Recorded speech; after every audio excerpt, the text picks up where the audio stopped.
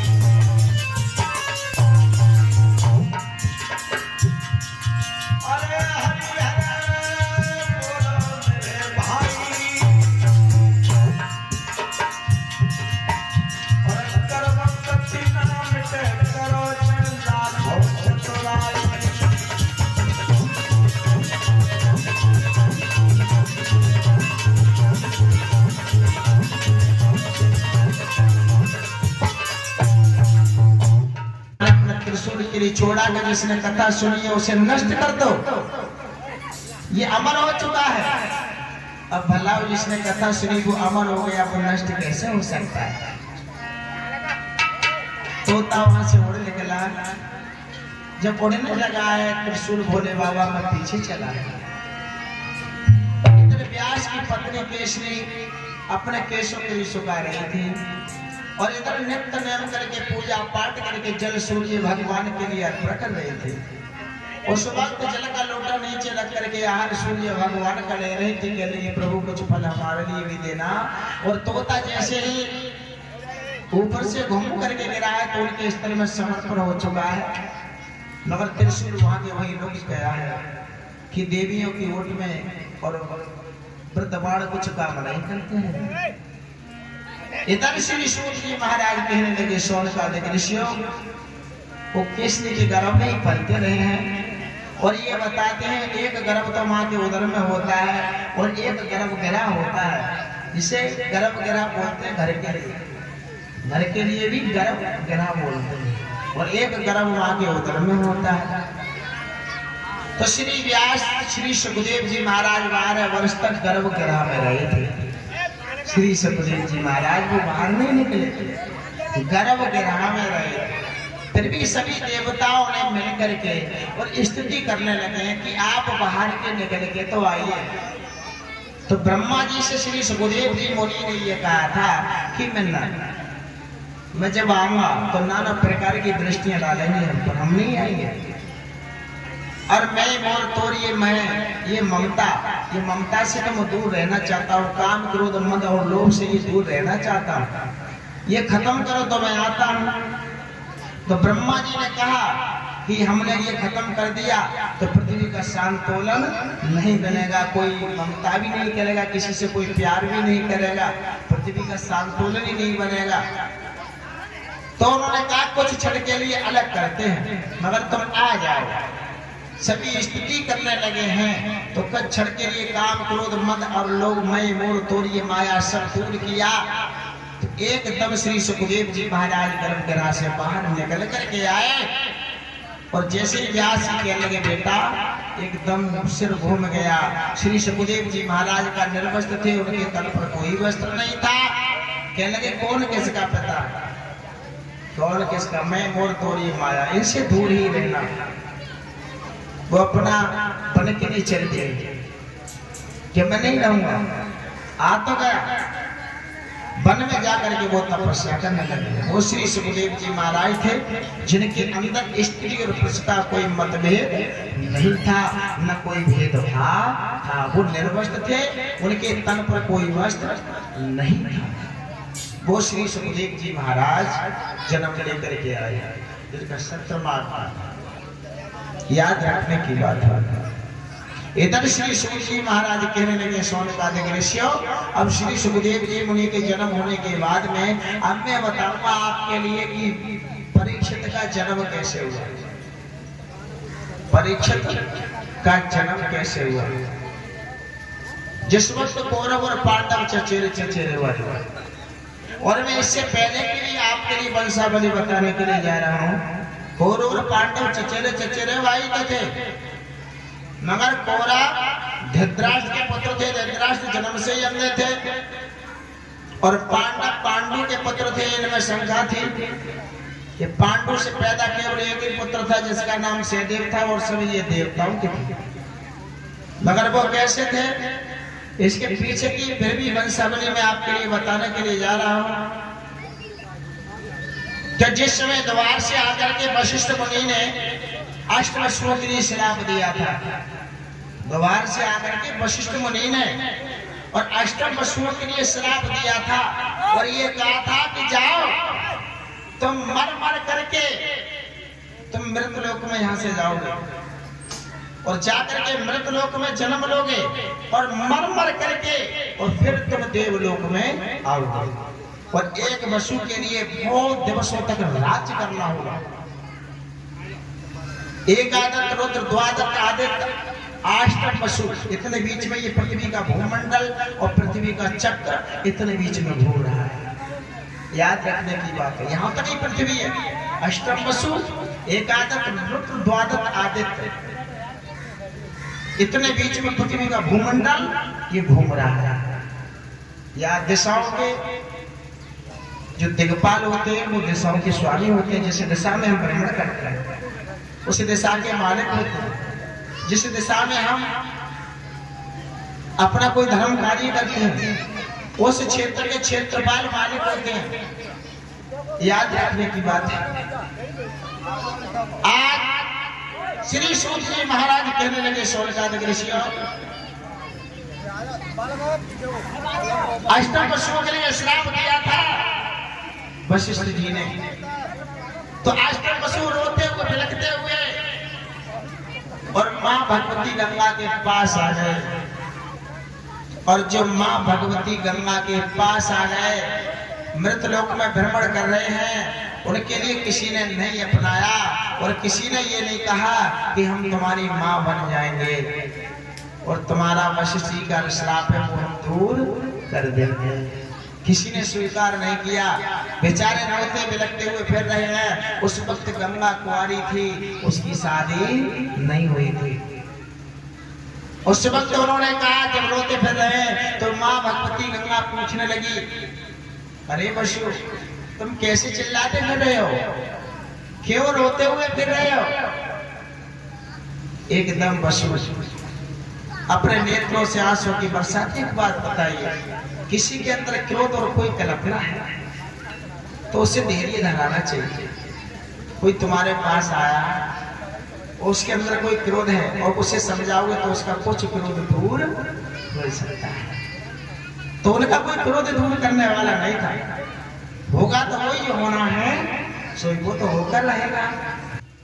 बोलिए अष्टभुजी दुर्गे मैया की जय हो। अष्टम वसु बेचारे बिलख रहे हैं, रोते चिल्लाते मां भगवती गंगा के पास में आए। मां भगवती गंगा ने कहा, अरे तुम क्यों रो रहे हो, क्यों बिलख रहे हो?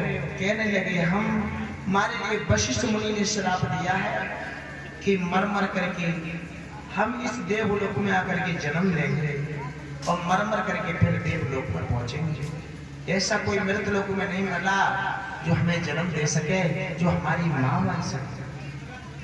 मां भगवती गंगा ने कहा, तुम क्यों चिंता करते हो, तुम्हारा श्राप मैं छुटाऊंगी, तुम्हारा श्राप मैं छुटाऊंगी। मैं तुम्हें अपने उदर से अपने कोख से जन्म दूंगी।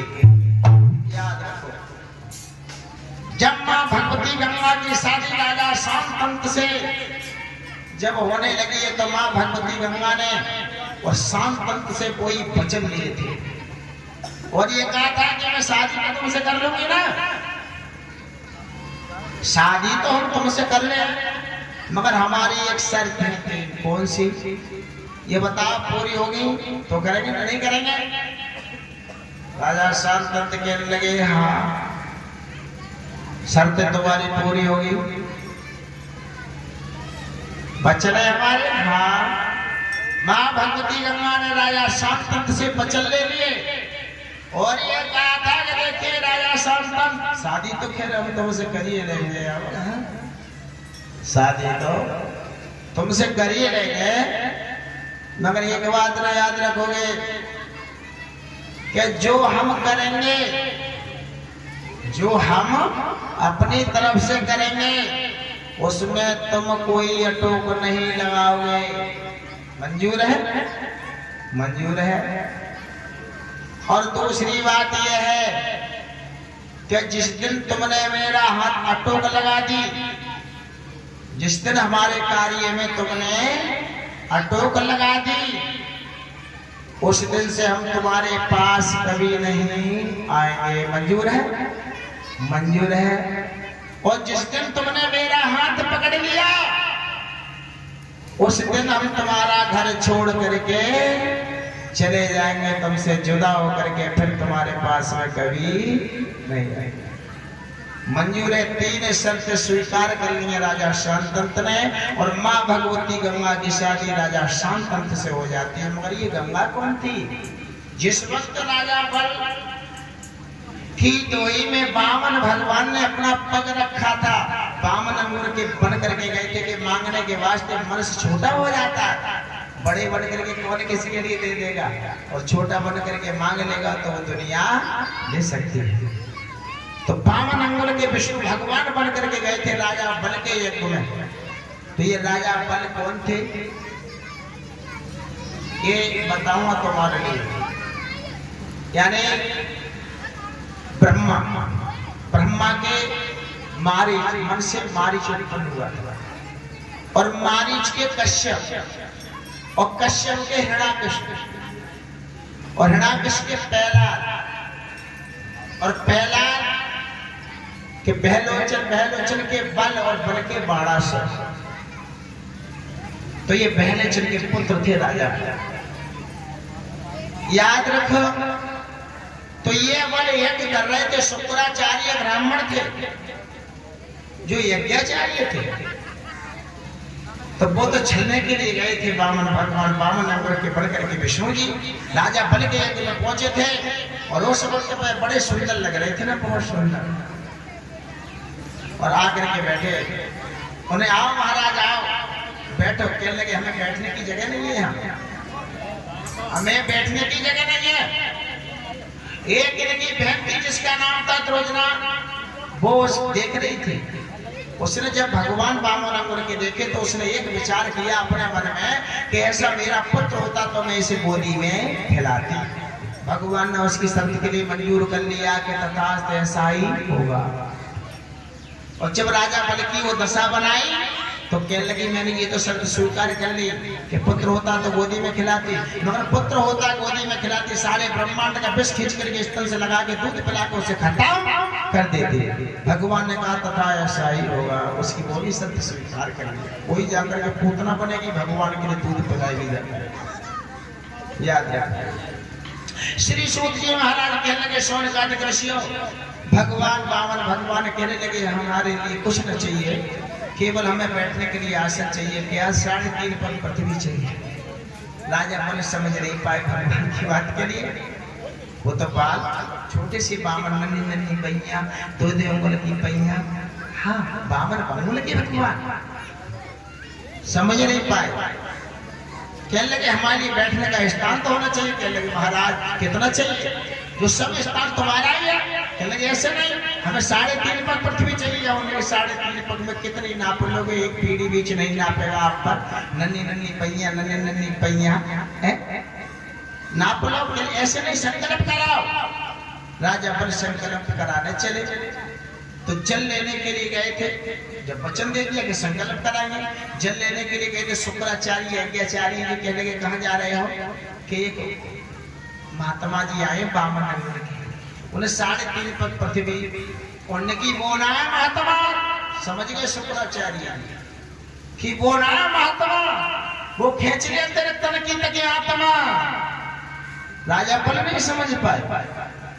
एक बात और याद रखेंगे, मगर गुरु तो चेलन के लिए हर एक रास्ता से बचाते और चेला गुरु को सरू काट ले जाते हैं। मगर गुरु हर एक रास्ता से बचाते और चेला गुरु के सरू काट ले जाते। शुक्राचार्य सागर की टोटी में धस गए कि जल नहीं छूटेगा तो संकल्प नहीं होगा, मेरा शिष्य बच जाएगा। केदार जब जल छोड़ने के लिए चले, शुक्राचार्य सागर की टोटी में बैठे। वामन भगवान सोचने लगे कि शुक्राचार्य सागर की टोटी में सीख नहीं, सागर की टोटी में डाले, उनकी एक से 8-60 वीक हो गई, एक आंख से टेढ़े हो गए, जब से शुक्राचार्य एक आंख से टेढ़े। वामन भगवान ने सीख के द्वारा उनकी 8-60 वीक कर दिया। जल छूट गया, संकल्प हो गया।